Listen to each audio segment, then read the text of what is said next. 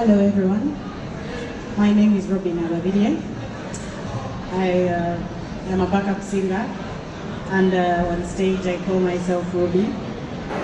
I add the word love, Ruby love. I have love. So this is my twin sister. Our story in the beginning does not differ in any way, but it starts now differing as we grow up. But we are all born with HIV, and we were disclosed to at the age of 11, around there, 12. And it was our mom who disclosed to us. I'm really glad. Growing up with HIV, of course, it has not been a good experience. I cannot say it has been good, because it's not good. But I am proud of myself for who I am, what I've gone through. I mean, it has made me be a strong woman, a strong advocate. Maybe just a brief background, I used to have a lot of self-stigma after I realized that I was HIV positive.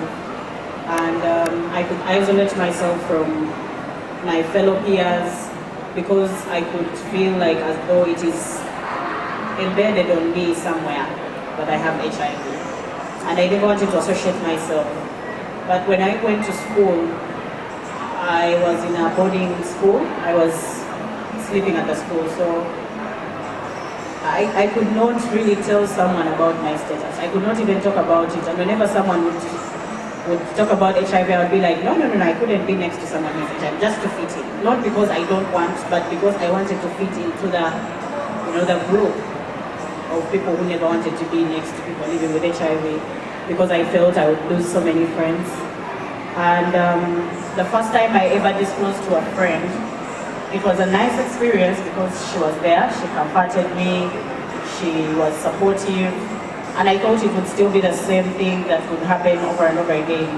But the second time I disclosed to another group of friends whom I thought would do the same thing, it was totally a different experience because I was shunned, I was criticized, I was judged, I was left on my own.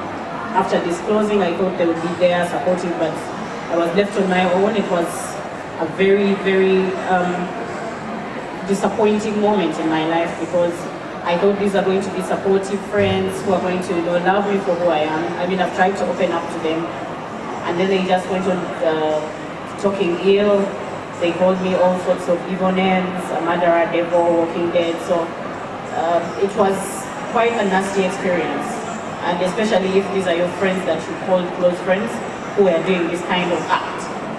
So when I joined university, I thought I had left that world and I had joined a new world, and these are young people, 18, 20, 24.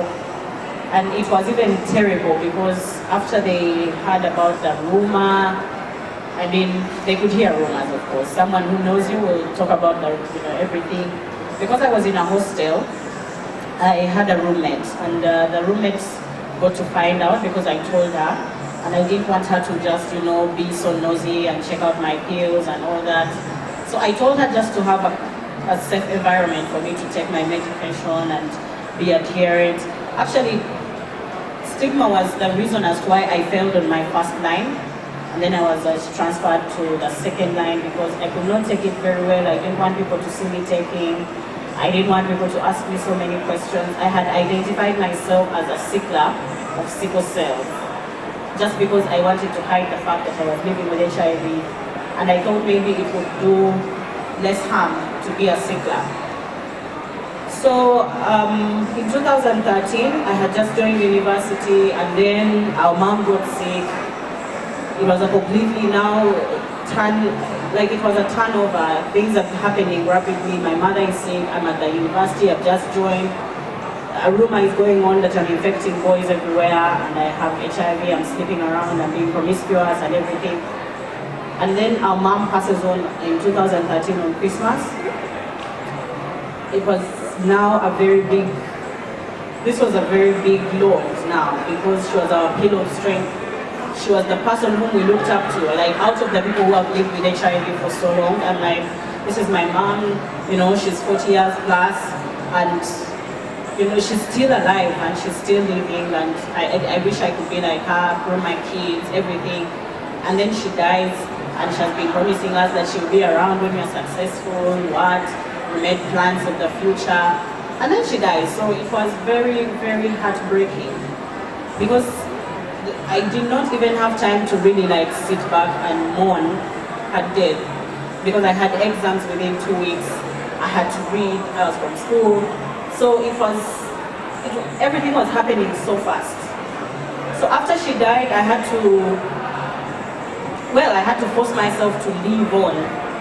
And I was still having the stigma at campus, because I realized that there are so many people who are planning a lot of weird actions, and some of them were planning on setting me on fire, because they were like, we cannot let someone roam around the school, I mean, with all these accusations that she's infecting people, and our reputation is being spoiled, so they wanted to like gang up on me, beat me up or set me up on fire, and they were planning on a good day where I'm alone, I'm somewhere, maybe nobody's watching, something like that. But I'm really glad that that never happened, because I was working on tentacles.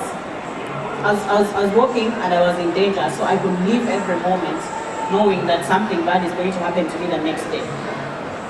So in 2014, I got an opportunity. I traveled to Melbourne. That was my very first AIDS conference, and my very first trip outside Uganda.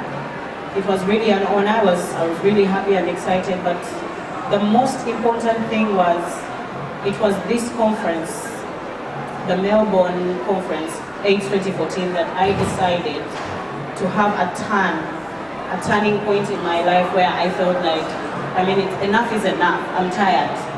People are doing this, people are doing that. I have nothing to do. I cannot say anything. Even if I told my sister, she would just tell me, be strong, and that is it. But I need to do something. I need to do something. And when I went back, I decided to come out publicly, and I used social media. I used Facebook. So I take this t-shirt. Actually, I got it from the women networking zone, from the sex workers. I'm really glad that they are the people who really motivated me to come out. So they had a t-shirt that had HIV positive.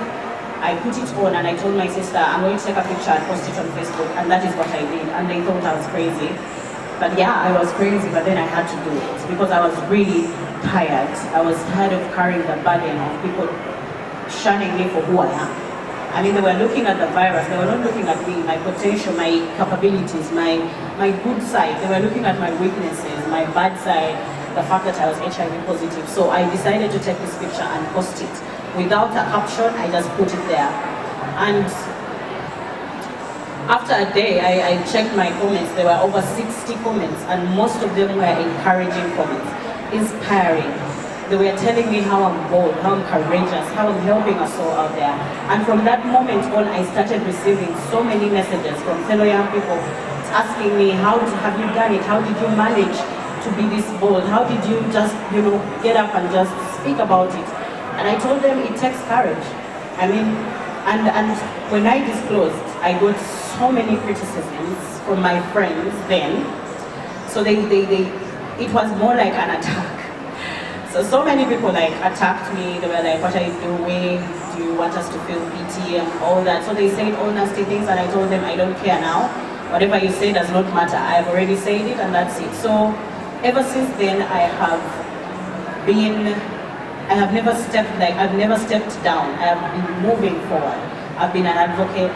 I was crowned the Miss Y Plus 2015. I was a beauty queen for 2015 in my country. And I was really proud of that. I became the Young Female Personality of the Year. And that was also another, turning point in my life. So everything that happened to me that was positive really motivated me, and so many. But the biggest thing that motivates me to do what I'm doing is the fact that I am a role model to other young people, especially the adolescent girls and young women. Because most of them cannot come out. They fear the fact that we are stereotyped as females, women, cannot do anything, we are vulnerable, weak. So they all think that they cannot do this. But then I tell them, you are a woman, know your worth. And be there. Don't let anybody put you down because you are a woman, because you are a girl. stand up for your rights, stand up for who you are, and this will be over. And that alone gives other girls more courage to really come out and become change agents. I have so many people who have come to me and they are thanking me, not because I've gone to them and given them money, but because of my story, my experience that I shared. It has really motivated them to be advocates, and I'm really glad about that. Right now, I am I'm the face of a campaign that we are having in our country. It's called Roof Adequate. It is supporting the girl child on the island who has been sexually abused, but also that one who is at risk of being abused, and those ones that are being forced into prostitution, that are being exploited, that have been denied education, that have been denied their rights as girls, and they have been made rights rather than, learners. They should be mothers of the next generation, but they are turned into worthless beings, and we want this to end. So that is the campaign. We are going to construct a rehabilitation center to support these girls, but also to empower them economically, socially, psychologically. Everything is going to be incorporated in that. So I call upon you to support me in this campaign. Thank you very much.